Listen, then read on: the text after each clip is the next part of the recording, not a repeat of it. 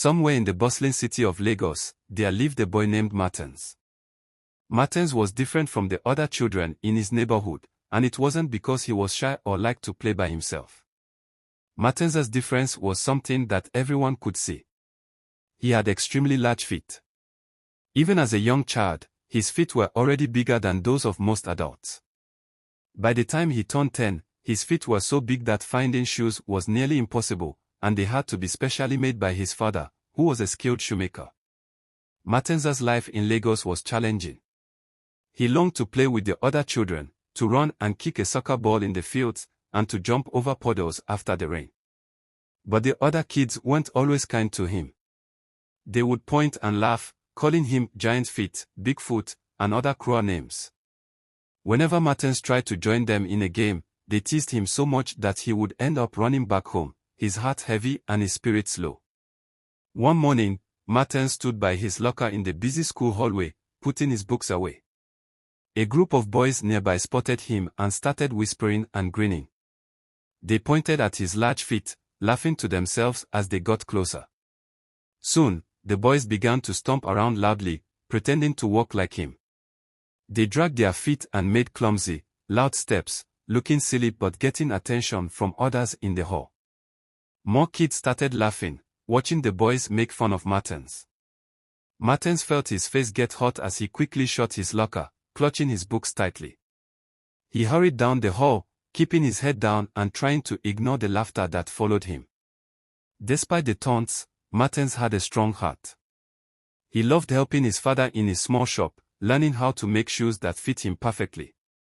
As he watched his father walk, Martins began to dream. He dreamed of a day when he could walk through Lagos without people pointing at his feet, a day when he could run and play just like any other child. But Martins knew that he had a long way to go before his dreams could come true. One day, as Martins was helping his father, he heard of a big festival that was to be held in the city. There would be music, dancing, food, and, most exciting of all, a race. A race that anyone could enter. The winner would receive a large sum of money, along with a shiny medal that would be presented by the city's leaders. Martins's heart leaped with excitement. Although he had never run in a race before, he felt a deep urge to join. But then he looked down at his large feet and sighed. How could he possibly race with feet like his? Martins tried to imagine himself running with the other kids, speeding down the streets of Lagos, reaching the finish line to the sound of cheers. But then, he looked down at his feet. How could he run with feet like his? How could he possibly stand a chance? Still, the thought lingered in his mind, refusing to fade. The next morning, just as the sun rose over the rooftops, Martins decided to try. He snuck out of his house early before anyone could see him, laced up his specially made shoes tightly, and began to run. It wasn't easy, his feet were heavy, and he felt awkward at first. But as he kept going, Martins began to find his rhythm. He ran through narrow alleys, up and down the small hills surrounding the city, and over bumpy roads. Each step felt like an achievement, and with every morning run, he grew stronger and faster. Martins was determined to train in secret, hiding his efforts from everyone else. Every morning, he rose before dawn and ran through the empty streets of Lagos. In those quiet hours, he felt free, like he was breaking away from the doubts and worries that haunted him during the day. Slowly, Martins's confidence began to grow. On one of his morning runs, Martins had an encounter that would change everything. He was jogging down a dirt path when he heard a faint cry in the distance. Following the sound, he discovered a young goat trapped in a ditch, struggling to climb out. Without thinking, Martins slid down into the ditch and used his strong legs to hoist the little goat up to safety. As he did, he realized something important: his large feet allowed him to grip the ground with more stability and strength than most people. They were an advantage, not a burden. Encouraged by this discovery, Martins kept running.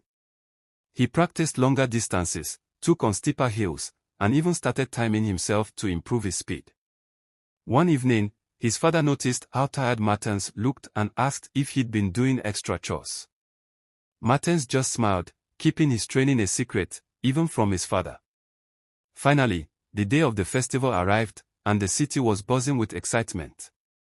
People from all over Lagos had gathered, filling the streets with colorful clothes, food stalls, and music. Martins watched as other kids lined up to join the race, their faces eager and determined. Taking a deep breath, he joined the line. He knew that some of the kids there were the same ones who teased him. The race began, and Martins took off, his large feet hitting the ground with power. The initial few steps were slow, but as he found his rhythm, he began to pick up speed. The other kids were shocked to see him in the race and even more shocked as he kept up with them. They had expected him to lag behind, but Martins surprised everyone by staying near the front of the pack. The race route was challenging. First, they ran through crowded streets, dodging fruit vendors and baskets of goods. Then they reached the winding alleys with twists and turns, where Martins's strong feet helped him keep his balance even on the slick stones. Other runners slipped, but Martins kept moving, his feet gripping the ground like sturdy roots. Next, they climbed a steep hill that looked down over the city. Many racers started to slow down, struggling to make it up the incline. But Martins's powerful legs helped him climb faster than he ever thought possible. At the top of the hill, Martins looked back and saw that only a few other kids were still in the race, their faces red and sweaty. He was surprised to see that he was among the leaders, but he didn't let himself get distracted. He focused on the finish line in the distance and kept running. The cheers of the crowd grew louder as he neared the end of the race, the sounds mixing with the drumming of his own heartbeat. But just as he thought he was in the clear, a new obstacle appeared. A small river ran through the last part of the route, with only a narrow bridge crossing over it. Some of the other racers were afraid to cross, worried about slipping or falling in. But Martins, with his big, steady feet, stepped onto the bridge with confidence, making his way across without hesitation. With one final push, Martins ran forward, crossing the finish line with all his energy. The crowd went up in cheers, and people rushed forward to congratulate him.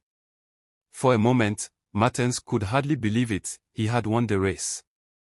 As he stood on the podium to receive his medal, Martins looked out at the crowd and saw the smiling faces of his parents, who had watched him win. For the first time, he felt truly proud of his feat. They weren't just a source of teasing or difficulty, they were what made him unique, what had helped him win. But Martins's victory was just the beginning. After the race, he continued to train, inspired by his success. The people of Lagos, who had once teased him, began to admire him, seeing him not as Bigfoot but as a champion.